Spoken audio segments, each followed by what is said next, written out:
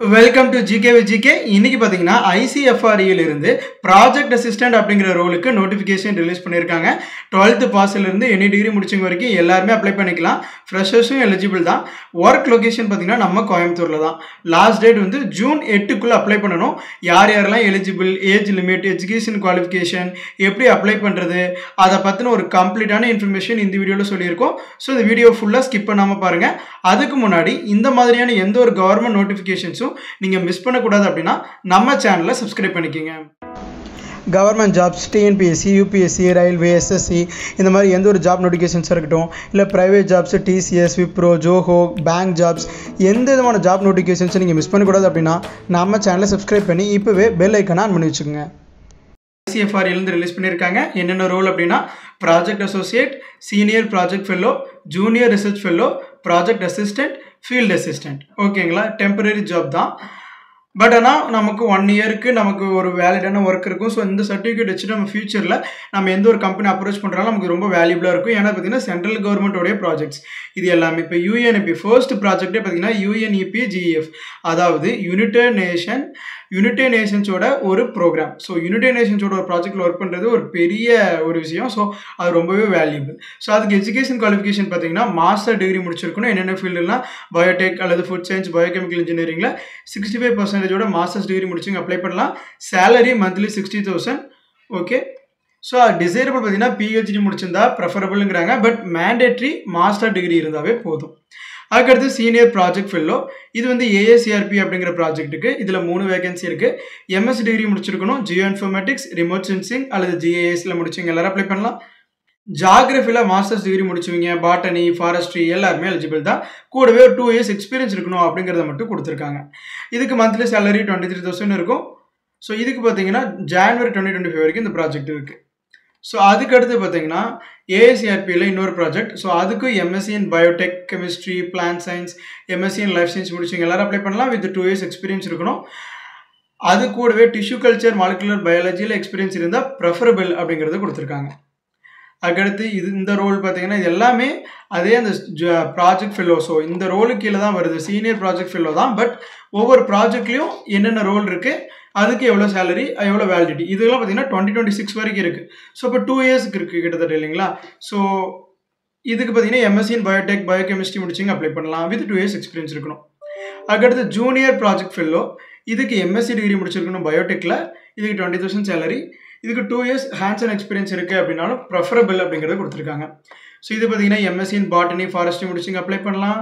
அதுக்கடுத்து இது MSc in botany, forestry, இதுவும் MSc in forest, agriculture, botany apply பண்ணலாம். எக்ஸ்பீரியன்ஸ் இருந்தால் desirable. So MSc in bio information, biochemistry apply பண்ணலாம். Electrophoresis, MS Office, bio இன்ஃபர்மேட்டிக்ஸில் at least working knowledge இருக்கணும் அப்படிங்கிறத கொடுத்துருக்காங்க. அதுக்கடுத்து MSc in botany, biochemistry, forestry, environmental science. So இதெல்லாம் கம்ப்ளீட் பண்ணவங்களுக்கும் இந்த ப்ராஜெக்ட்டுக்கு எலிஜிபிள் இருக்குது. So MSc botany, forestry. So மேஜராக எல்லாமே பார்த்தீங்கன்னா forestry, botany, physics, chemistry, biochemistry முடிச்சிங்க எல்லாருமே அப்ளை பண்ணலாம். பேசிக்காக working knowledge in MS Office, Word, எக்ஸல்லாம் கேட்டிருக்காங்க. அது கூட எக்ஸ்பீரியன்ஸ் இருந்தால் ப்ரெஃபரபிள். பட் எக்ஸ்பீரியன்ஸ் இருக்கணுங்கிறது மேண்டேட்ரி கிடையாது. ஸோ இதுலேயே பார்த்தீங்கன்னா இது எல்லாமே இது மைக்ரோபயாலஜி முடிச்சிங்க அப்ளை பண்ணலாம். இது வந்து கெமிஸ்ட்ரி, அக்ரோனமி முடிச்சிங்க அப்ளை பண்ணலாம். அதுக்கடுத்து எம்எஸ்சின்னு அதே சேம் குவாலிஃபிகேஷன் தான். ஸோ என்னென்ன ப்ராஜெக்ட் இருக்குது, அதுக்கு எவ்வளோ வேகன்சி, எவ்வளோ சேலரி, அந்த ப்ராஜெக்டோட வேலிடிட்டி என்ன அப்படிங்கிறத டீட்டெயிலாக கொடுத்துருக்காங்க. மேக்ஸிமம் எல்லாமே Biotech, Jio informatics, geography, environmental science, botany. இது வந்து பார்த்தீங்கன்னா ப்ராஜெக்ட் அசிஸ்டன்ட். இதில் பார்த்தீங்கன்னா பிஎஸ்சி பாட்டனி, ஃபாரஸ்ட்ரி அல்லது ஹார்டிகல்ச்சர் முடிச்சிங்க அப்ளை பண்ணலாம். 90,000 சேலரி இருக்கும். இது ஜான்வரி 2025 வரைக்கும் இந்த ப்ராஜெக்ட் இருக்குது. ஸோ அதே மாதிரி பிஎஸ்சிஆர் ஈக்குவலண்ட், இதுவும் பிஎஸ்சி பாட்டனி, ஃபாரஸ்ட்ரி, அக்ரிகல்ச்சர் முடிச்சவங்க எல்லாருமே எலிஜிபிள். ஸோ இதுவும் அதே மாதிரி தான். பாட்டனி, பயோகெமிஸ்ட்ரி, கம்ப்யூட்டர் நாலேஜ் இருந்தால் டிசைரபிள். ஸோ மேண்டேட்ரி கிடையாது.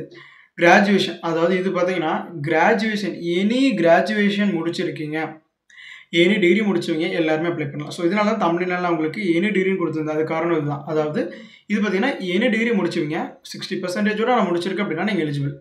ஓகேங்களா. இதுக்கு வந்து டிசைரபிள் வந்து 60% மார்க் இருக்கணும். மைக்ரோசாஃப்ட் எக்ஸல், பவர் பாயிண்டோட பேசிக் நாலேஜ் இருக்கணும் அப்படிங்கிறத கொடுத்துருக்காங்க. அதெல்லாம் ப்ரெஃபரபிள், அதாவது டிசைரபிள். பட் மேண்டேட்ரி கிடையாது.